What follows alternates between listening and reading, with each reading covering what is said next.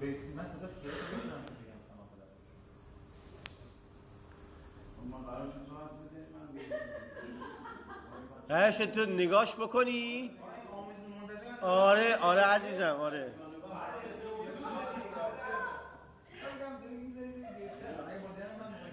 میبینیش اون نیمخیز میخوای بلند بشی از جات اینا، یه نمچه نیمخیز بلند بشی برای احترام بهش.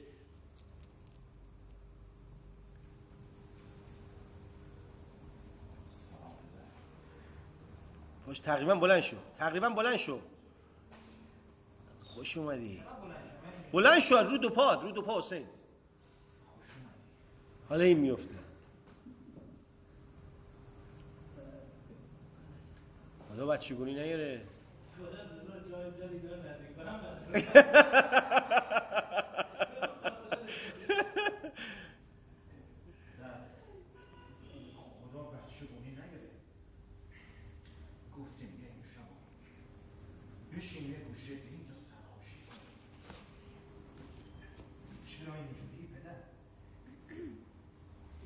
بیشتر گریه میکنی علیرضا، هی گریت زیاد میشه. علیرضا هی بیشتر گریه میشه، گریت بیشتر میشه.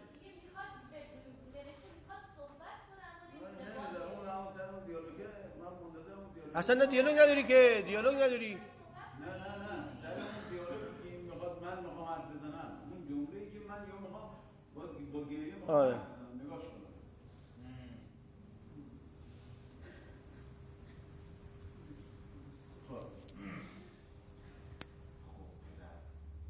کسی که 80 بهار پشت سر گذاشته اینقدر چشم به مال دنیا نداره که اینجوری بشه.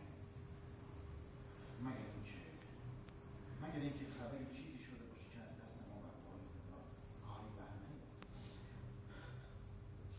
ما سر و پا باشیم. بیشتر دست برای نامه ابراهام میدهد.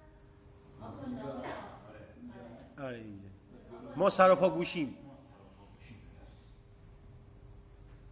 تو دستته، همونجا تو دستته.